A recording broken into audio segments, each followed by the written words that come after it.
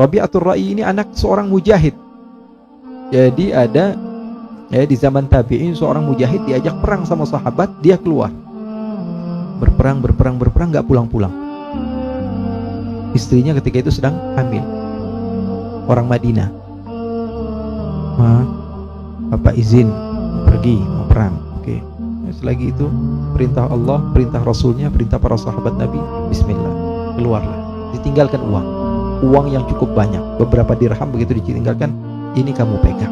Kalau ada apa-apa dengan saya, ini harta saya semua kamu pegang, saya bawa seadanya untuk berjuang di jalan Allah Subhanahu wa ta'ala.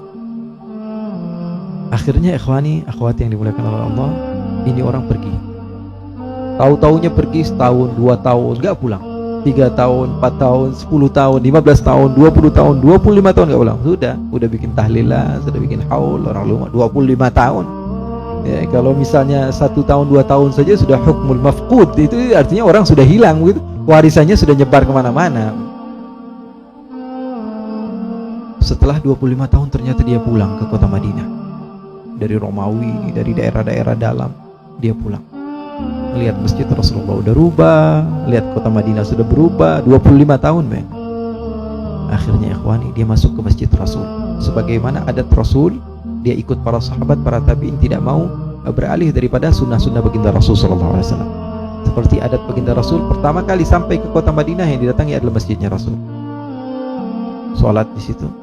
Setelah sholat dia melihat ada halaqah yang besar, pengajian akbar. Dia lihat, wah ini mengingatkan saya pada zaman sahabat-sahabat Nabi. Dulunya yang duduk di situ Abdurrahman bin Auf, Abdurrahman bin Abdullah bin Mas'ud, sahabat-sahabat Rasul SAW yang dia ingat. Ini mana semua nggak ada, artinya sudah meninggal semua karena dia di zaman tabi'in. Nah, lihat, ini udah zamannya tabi'in, artinya tabi'in sudah tidak banyak. Dia lihat ada anak muda usianya sekitar 20 sampai 25 tahun sedang mengajar. Dia duduk nimbrung di belakang dengerin. Yang subhanallah.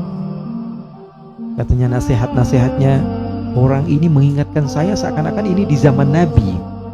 Ilmu-ilmunya begitu mengalir, bahasanya begitu bagus, fasihnya begitu luar biasa, sehingga setelah sholat dia bergegas untuk mendekat orang tersebut dan bersalaman pada syekhnya yang masih muda. Kemudian dia pulang ke rumah, ngetok pintunya. Istrinya nggak berani bukain. Siapa ini?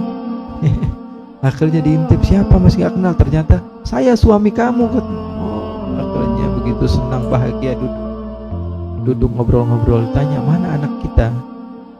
Mana dia? Apakah dia sudah bermain, atau dia sudah menikah, atau dia sudah kemana, atau nanti saja katanya. Dia biasanya sekarang ke masjid, i'tikaf di masjid. Nanti kalau dia pulang nanti kamu lihat. Akhirnya bapaknya nggak sabar nunggu anaknya. Ternyata ketika pulang, ibunya sedang di dalam. Ini imam masjid yang ada tadi, khatib yang ngajar di Masjid An-Nabawi tadi masuk ke rumah tersebut. Dia kaget. Syekh, kenapa kamu datang ke rumah saya? Katanya. Kamu siapa datang ke rumah saya? Kata. Padahal itu anak sama bapak.